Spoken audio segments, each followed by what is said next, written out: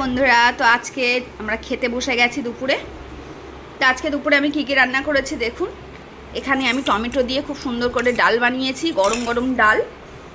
আর ডালটা বাঙালিদের তো একদম মেন একটা পদ, মানে কিছু নেই ডাল রান্না করো, কিছু নেই ডাল রান্না করো, ভালো লাগছে না ডাল রান্না করো। তো এরকম ডাল একটা আমাদের বাঙালিদের ভীষণ একটা বড় রেসিপি বলতে পারেন। ভালো না লাগার রেসিপি, ভালো লাগার রেসিপি, সব ধরনের রেসিপি হচ্ছে ডাল। আর এখানে করেছি বেগুন ভাজা, ছোটো ছোটো লম্বা লম্বা বেগুন ছিল। তো বেগুন খেলে আমাদের সবার গা চুলকায়, তো আমাদের বাড়িতে বেগুন কেউ খেতে চায় না, তাও নিয়ে এসছে। এই জন্য ভাবলাম আমি ভাজা করে নিই, দুটো ফেলে দিলাম আর দুটো ভাজা করে নিলাম, দুটো নষ্ট মতো হয়ে গেছে। আর এখানে 2 পিস মাছ ভেজে নিয়েছি, ইলিশ মাছ ভাজা, তেল তেল শুদ্ধ। এখানে করে নিয়েছি মাংস, এই যে মাংস করে নিয়েছি।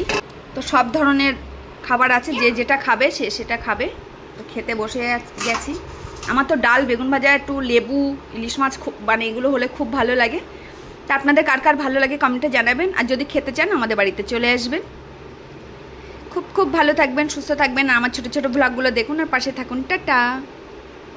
আর হ্যাঁ, একটা করে সাবস্ক্রাইব করবেন, লাইক করবেন আর আমার পেজটা ফলো করবেন।